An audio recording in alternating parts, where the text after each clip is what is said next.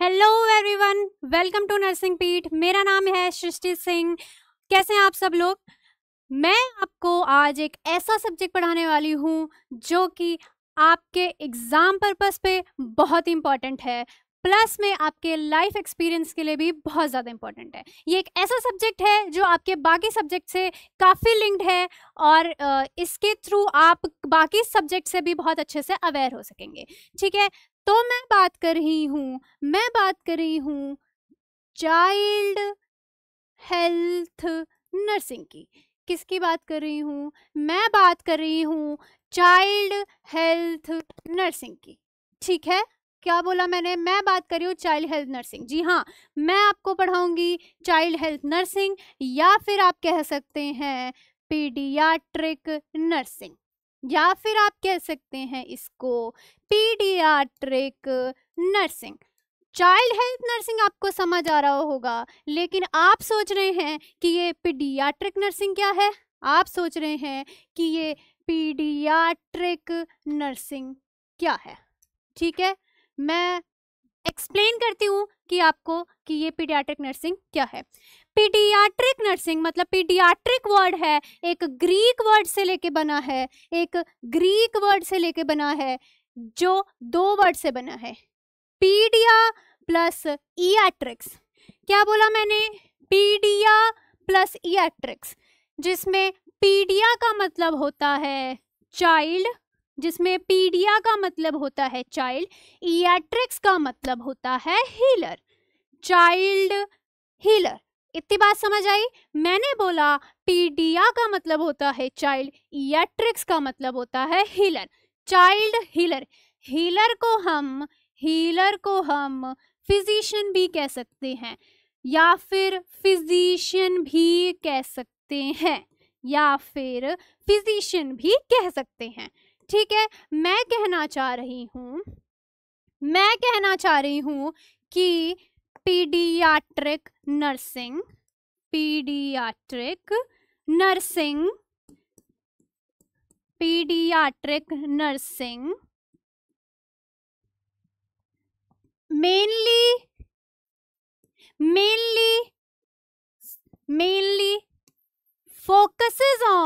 mainly focuses on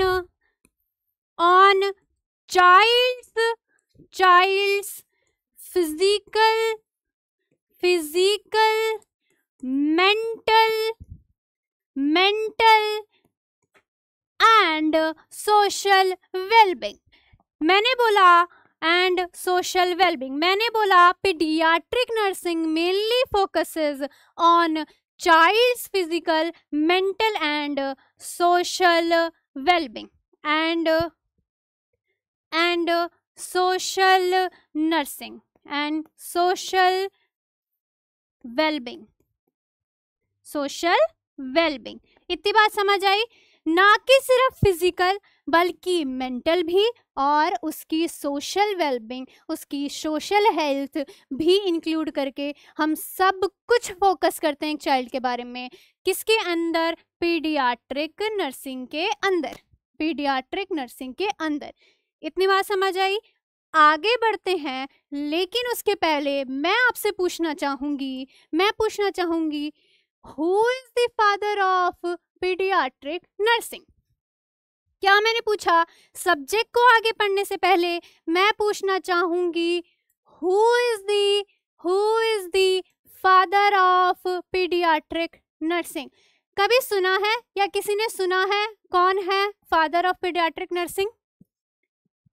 कोई नहीं सुना तो हम आज सुनेंगे कि फादर ऑफ पीडियाट्रिक नर्सिंग क्या है।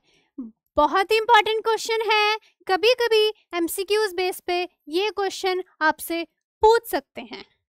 इसके लिए मैं आपको ऑप्शन देती हूँ। मेरे पास पहला ऑप्शन है फ्लोरेंस नाइटिंगेल। क्या मैंने बोला? पहला ऑप्शन है फ्लोरेंस नाइटिंगेल। दूसरा ऑप्शन है हमारे पास, सिगमंड फ्रूड। क्या बोला मैंने? Sigmund Freud. ठीक है। दूसरा ऑप्शन है हमारे पास डॉक्टर अब्राहम जैकॉबी। दूसरा ऑप्शन है डॉक्टर अब्राहम जैकॉबी। ठीक है, ये बात समझ आई। और मैंने चौथा ऑप्शन आपको दिया, मतलब कि लास्ट ऑप्शन मैंने आपको दिया लुईस पाश्चर। क्या बोला मैंने? Louis Pasteur. मैंने आपको 4 ऑप्शन दिए। पहला है फ्लोरेंस नाइटिंगेल, दूसरा है सिगमंड फ्रूड, तीसरा है डॉक्टर अब्राहम जैकॉबी और चौथा है लुईस पाश्चर। अब मैंने आपसे ये क्वेश्चन पूछा है, लेकिन क्वेश्चन का आंसर जवाब देने से पहले मैं आपको ये बताना चाहूँगी कि कोई भी क्वेश्चन या कोई भी एमसीक्यू सॉल्व करने का एक पर्टिकुलर तरीका होता है। कोई भी एमसीक्यू सॉल्व करने से पहले हम उसमें ये नहीं देखेंगे, हमें माइंड में लाना ही नहीं है हमने क्वेश्चन पढ़ लिया, हमें नहीं सोचना है, सबसे पहले हमें इस पे नहीं आना है कंक्लूजन पे कि इसका आंसर क्या हो सकता है। इसका आंसर सर्च करने से पहले हमें अपने आप से ये पूछना है कि जो ऑप्शन हम सोच रहे हैं वो सही क्यों है, या फिर जो ऑप्शन हम नहीं सोच रहे हैं या फिर जो ऑप्शन हमें नहीं लगता है कि वो सही है वो क्यों सही नहीं है, वो क्यों सवाल अपने आप से पूछना है। ठीक है, इतनी बात आई समझ में। ये मैंने क्वेश्चन पूछा, who is the father of paediatric nursing. Option के साथ मैं आपको बताती हूँ ये क्वेश्चन सॉल्व करने के तरीके से। पहला है फ्लोरेंस नाइटिंगेल। फ्लोरेंस नाइटिंगेल के बारे में आपने सुना ही होगा, सुना होगा फ्लोरेंस नाइटिंगेल के बारे में। क्या बोला मैंने? पहला ऑप्शन मैंने दिया आपको फ्लोरेंस नाइटिंगेल। कौन थी फ्लोरेंस नाइटिंगेल? पता ही होगा आपको। नहीं पता कोई बात नहीं, इनके ऊपर बहुत इंपॉर्टेंट क्वेश्चन आता है, बहुत ही ज़्यादा इंपॉर्टेंट क्वेश्चन आता है। फ्लोरेंस नाइटिंगेल है हमारी फ्लोरेंस नाइटिंगेल। इन्होंने हमें मॉडर्न नर्सिंग के बारे में बताया था। किसके बारे में बताया था? इन्होंने हमें मॉडर्न नर्सिंग के बारे में बताया था। ठीक है, मॉडर्न नर्सिंग के बारे में बताया था। इनके ऊपर एक बहुत इंपॉर्टेंट क्वेश्चन आता है, इनकी बर्थ डेट या फिर इन्होंने कब बॉर्न किया था। इन्होंने बॉर्न किया था 12 मई। ध्यान से सुनना ये बात, ये बहुत बार क्वेश्चन में पूछा गया है और बच्चे हमेशा गलती करते हैं। इन्होंने बॉर्न किया था 12 मई 1820 को। ठीक है, इसीलिए ये मॉडर्न नर्सिंग इन्होंने दी थी। इसीलिए हम इंटरनेशनल नर्सिस डे मनाते हैं 12 मई को। कब मनाते हैं नर्सिस डे? हम नर्सिस डे मनाते हैं 12 मई को। किसकी वजह से? फ्लोरेंस नाइटिंगेल की वजह से। इतनी बात आई समझ में? पहला ऑप्शन आपको समझ आया? पहला ऑप्शन फ्लोरेंस नाइटिंगेल, जिसके बारे में आपको मैंने बताया। तो ये इन्होंने मॉडर्न नर्सिंग दी थी, तो ये इन्होंने मॉडर्न नर्सिंग के बारे में बताया था, तो ये ऑप्शन हमारा नहीं हो सकता। दूसरा है हमारा सिगमंड फ्रूड। ठीक है, किसके बारे में हम पढ़ेंगे? Sigmund Freud. दूसरा है सिगमंड फ्रूड। इन्होंने क्या बताया था? सिगमंड फ्रूड, जैसे कि नाम से पता चल रहा है सिगमंड फ्रूड, इन्होंने फ्रूड प्रिंसिपल्स दिए थे। किसके बारे में? इन्होंने फ्रूड प्रिंसिपल्स दिए थे किसके बारे में? साइको एनालिटिकल थ्योरी के बारे में। किसके बारे में बोला मैंने बोला साइको एनालिटिकल थ्योरी दी थी इन्होंने। क्या दी थी? Psycho analytical theory. ठीक है, इसके बारे में हम मेंटल हेल्थ नर्सिंग में पढ़ेंगे, यानी साइकेट्रिक नर्सिंग में पढ़ेंगे। इन्होंने साइको एनालिटिकल थ्योरी दी थी सिगमंड फ्रूड ने। ठीक है, पहला ऑप्शन हो गया फ्लोरेंस नाइटिंगेल, ये फादर ऑफ पीडियाट्रिक नर्सिंग नहीं है। दूसरा हो गया सिगमंड फ्रूड, ये भी फादर ऑफ पीडियाट्रिक नर्सिंग नहीं है। तीसरा है हमारा डॉक्टर अब्राहम जैकॉबी। इसको समझने से पहले हम समझेंगे लुईस पाश्चर।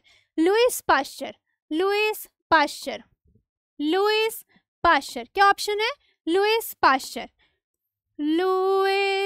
पाश्चर। इन्होंने क्या दिया था? लुईस पाश्चर ने दिया था पाश्चराइजेशन थ्योरी।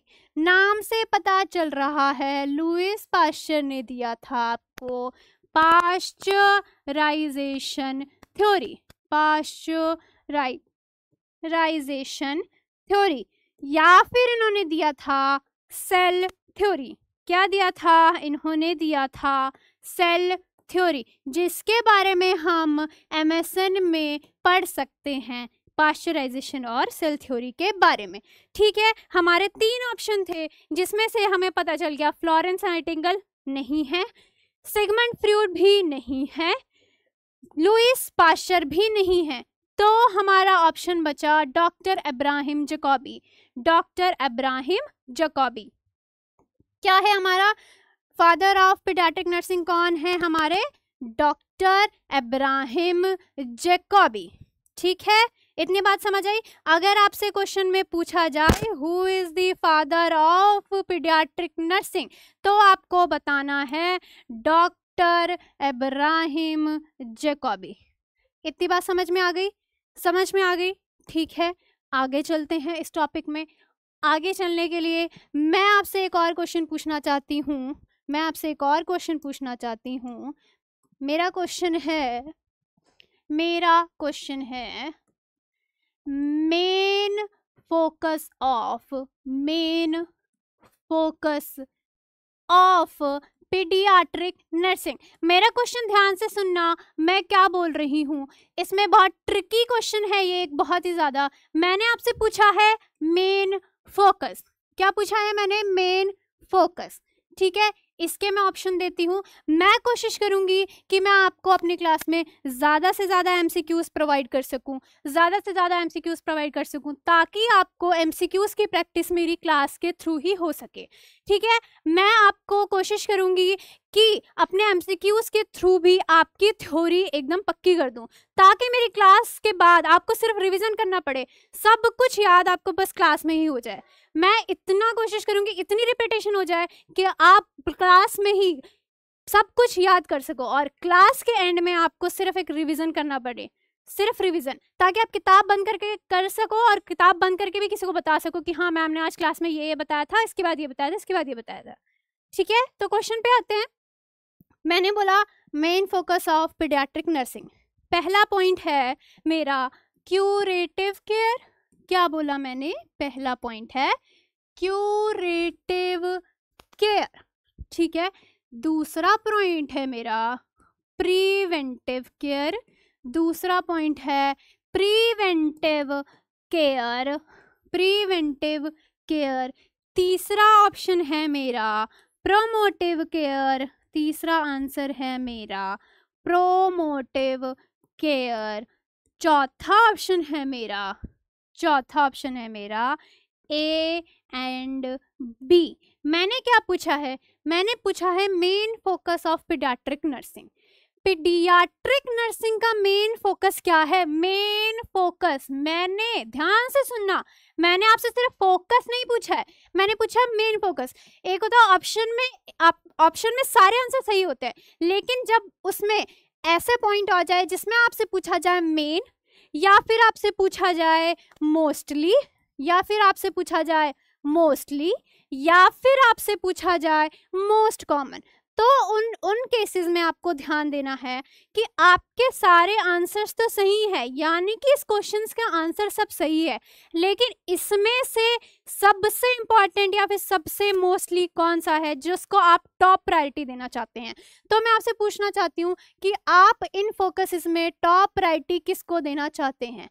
हमें पता है हम पीडियाट्रिक नर्सिंग में चाइल्ड हेल्थ के बारे में बात कर रहे हैं, तो चाइल्ड हेल्थ का मतलब ही है हम उसको एक क्यूरेटिव केयर दे सके, यानी कि किसी डिजीज से बचाने के लिए उसको एक क्योर दे सके। क्यूरेटिव केयर तब देनी होती है अगर बच्चा इल हो, उसको कोई अच्छी ट्रीटमेंट देना ताकि उसकी हेल्थ में प्रोग्रेस हो सके। प्रिवेंटिव केयर हम तब देते हैं जब बच्चे को कोई इलनेस ना हो, लेकिन हम उसको किसी डिजीज से होने से बचा लें, उसको हम कहेंगे प्रिवेंटिव केयर, यानी कि उसको डिजीज ना हो उसके पहले हम उसकी केयर कर सके ताकि उसको कोई डिजीज ना हो। जैसे कि हमारे पास घर में बच्चा होता है तो मम्मी पापा बोलते हैं कि फैन बंद कर दो, ठंडी का समय है, उसको सर्दी हो जाएगी, मतलब कि हम उसको एक तरीके का प्रिवेंटिव केयर दे रहे हैं। ठीक है। प्रोमोटिव केयर होता है ये प्रोमोटिव केयर हम पूरी फैमिली सेंटर्ड यानी कि पूरी फैमिली को देते हैं, ताकि क्योंकि हमें पता है कोई भी इलनेस अपनी फैमिली से ही बच्चे को होती है, तो प्रोमोटिव केयर मोस्टली डिजीजेस हमारे इन्वायरमेंट से, हमारे फैमिली इन्वायरमेंट से या फिर फैमिली कंडीशन से, हम कैसे रह रहे हैं उसकी वजह से बच्चे को इलनेस होती है, ठीक है। तो हम ये प्रोमोटिव केयर का हमारा मतलब है कि उसकी हेल्थ को अच्छे से प्रमोट किया जाए, यानी कि हमने किसी फैमिली को एक हेल्थ एजुकेशन दी, ठीक है, हमने उसको हेल्थ एजुकेशन दी किसी पर्टिकुलर डिजीज के बारे में, हमें नहीं पता है कि उसको वो डिजीज होगी, शायद उसको डिजीज कभी हो भी ना, लेकिन फिर भी वो डिजीज इन फ्यूचर में कभी ना हो, उस चीज़ के लिए हम एक फैमिली को एजुकेट कर रहे हैं, उसको उसकी हेल्थ को प्रमोट करने के लिए, उसको हम कहेंगे प्रोमोटिव केयर। मैंने बोला हमारा फोकस पीडियाट्रिक नर्सिंग में इन तीनों पे है, इन तीनों पे हमारा फोकस है, लेकिन हमारा क्वेश्चन है मेन फोकस मोस्टली हम बात करते हैं पीडियाट्रिक नर्सिंग में, ध्यान से सुनना, मैंने बोला मोस्टली हम पीडियाट्रिक नर्सिंग में बात करते हैं प्रिवेंटिव और प्रोमोटिव केयर के बारे में, प्रिवेंटिव और प्रोमोटिव केयर के बारे में। किसके बारे में हम मेनली बात करते हैं? हम बात करते हैं mainly preventive and promotive care के बारे में, ठीक है। इतनी बात समझ आई? इस क्वेश्चन से मैं एक और चीज पूछना चाहूंगी आपसे, जैसे कि मैंने क्वेश्चन पूछा उससे मैं एक और चीज पूछना चाहूंगी, पीडियाट्रिक नर्सिंग या फिर चाइल्ड हेल्थ नर्सिंग जिसको हम CHN भी लिख सकते हैं, चाइल्ड हेल्थ नर्सिंग को, it includes child health nursing includes which level of prevention,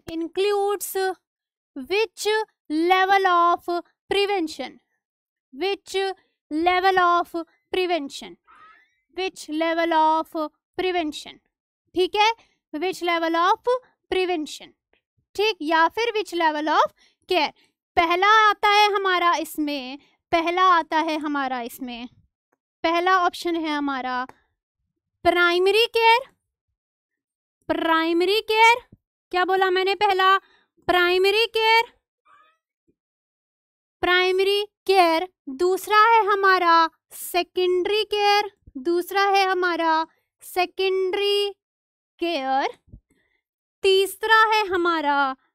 tertiary care, और चौथा है हमारा नन। मैंने आपसे इसमें पूछा है कि child health nursing includes which level of prevention या फिर विच लेवल ऑफ केयर। पहला हमारा प्राइमरी केयर, दूसरा सेकेंडरी केयर, तीसरा टर्शरी केयर और चौथा है नन। इस क्वेश्चन को सॉल्व करने से पहले हम एक शॉर्ट टर्म में हम ये समझना चाहेंगे कि प्राइमरी प्रिवेंशन क्या होता है और सेकेंडरी प्रिवेंशन क्या होता है या फिर टर्शरी प्रिवेंशन क्या होता है।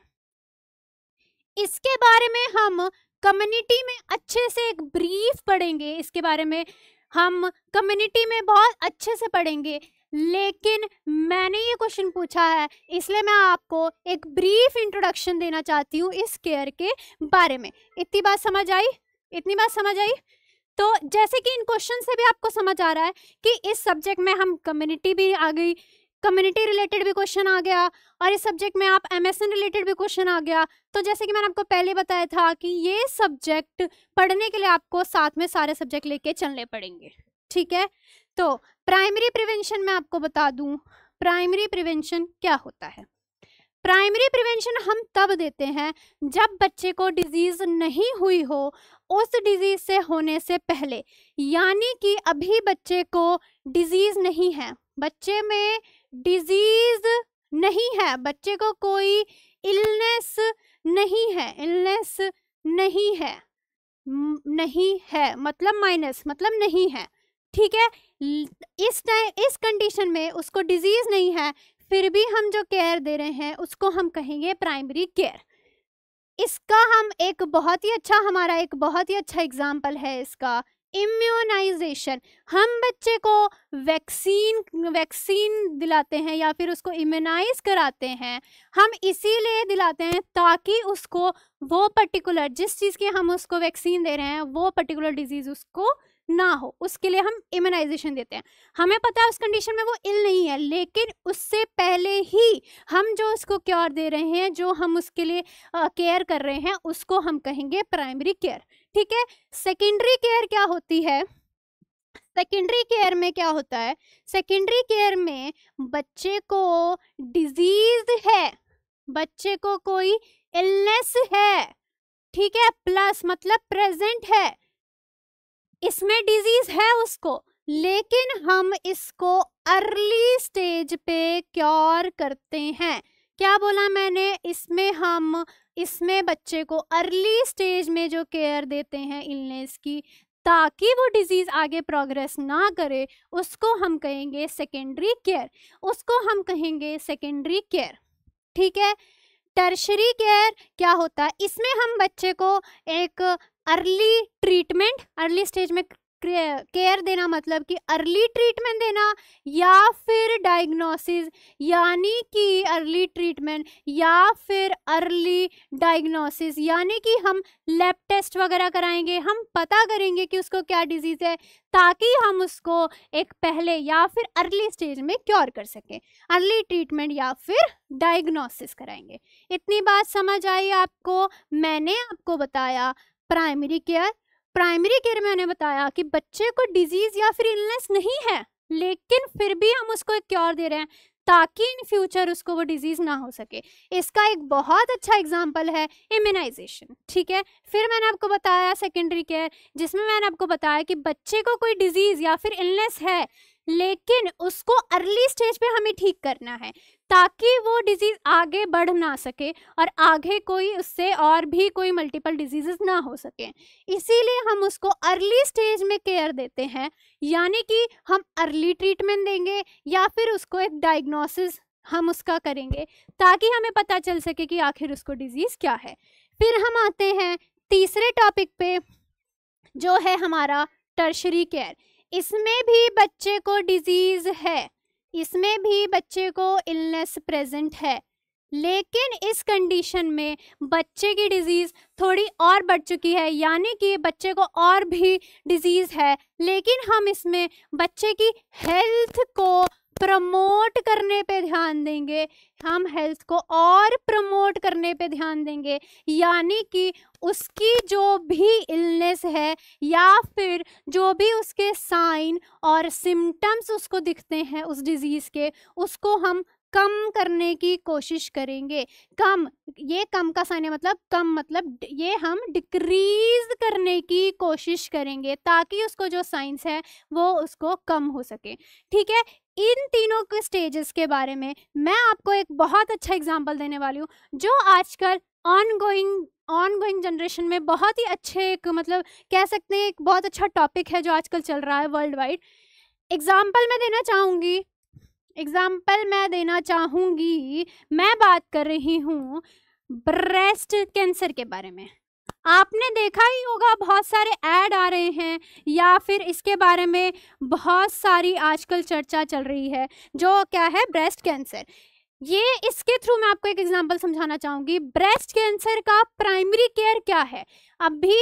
अभी उसको ब्रेस्ट कैंसर नहीं हुआ है, एक फीमेल है, उसको ब्रेस्ट कैंसर नहीं हुआ है, लेकिन हम उसको ब्रेस्ट कैंसर से पहले उसको ब्रेस्ट एग्जामिनेशन जो हम बताते हैं, ब्रेस्ट एग्जामिनेशन जो बताते हैं वो हमारा आया, ब्रेस्ट एग्जामिनेशन जो हम बताते हैं वो हमारा आया प्राइमरी प्रिवेंशन में, वो हमारा आया प्राइमरी प्रिवेंशन में। एक एग्जाम्पल मैंने लिया ब्रेस्ट कैंसर, जिसमें मैं आपको बता रही हूँ कि प्राइमरी केयर में हम क्या करेंगे, ब्रेस्ट सेल्फ एग्जामिनेशन। ये बहुत ही ट्रेंडी टॉपिक है, मैं इसीलिए आपको इसके थ्रू समझाना चाहती हूँ ताकि आप मेरी बात अच्छे से समझ सके, एक एक बात अच्छे से समझ सके और इसको आप भूले भी ना कभी। ब्रेस्ट सेल्फ एग्जामिनेशन, मैंने क्या बताया, ब्रेस्ट कैंसर, उस फीमेल को, एक फीमेल है जिसको ब्रेस्ट कैंसर नहीं हुआ है, लेकिन उसके पहले अगर वो ब्रेस्ट सेल्फ एग्जामिनेशन करती है ब्रेस्ट सेल्फ एग्जामिनेशन करती है, तो वो आता है हमारा प्राइमरी केयर में। इतनी बात आई समझ में। सेकेंडरी केयर में उसको ब्रेस्ट कैंसर हो गया है, उसको सिर्फ अर्ली सिम्टम शो हो रहे हैं, उसको थोड़ी सी लम्ब शो हो रहे हैं ब्रेस्ट में, उसके लिए वो अर्ली ट्रीटमेंट ले लेगी, या फिर अर्ली डायग्नोसिस ले लेगी। डायग्नोसिस में मतलब कि मैमोग्राफी यानी कि मेमरी ग्लैंड्स की एक्सरे करा लेगी। शॉर्ट टर्म में हम कहें मेमरी ग्लैंड्स के एक्सरे एग्जामिनेशन करा लेगी। तो इसका एग्जाम्पल हो गया मैमोग्राफी।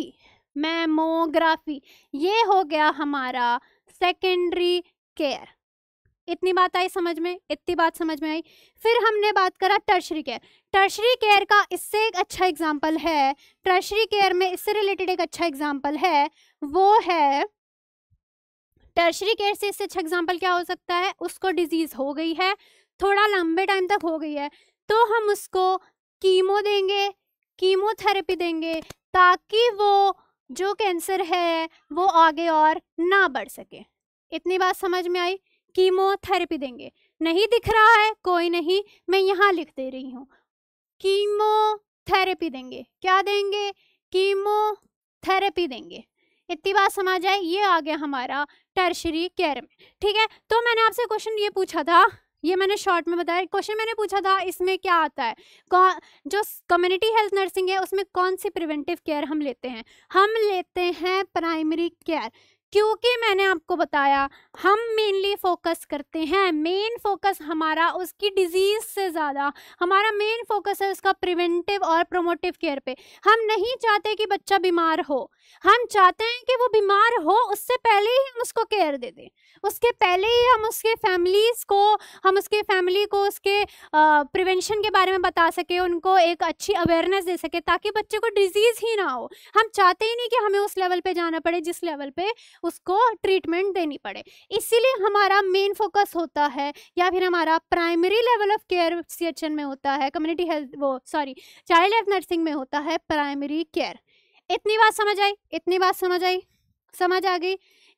एक और चीज़ है इसमें हम इंक्लूड करते हैं पीडियाट्रिक नर्सिंग। It includes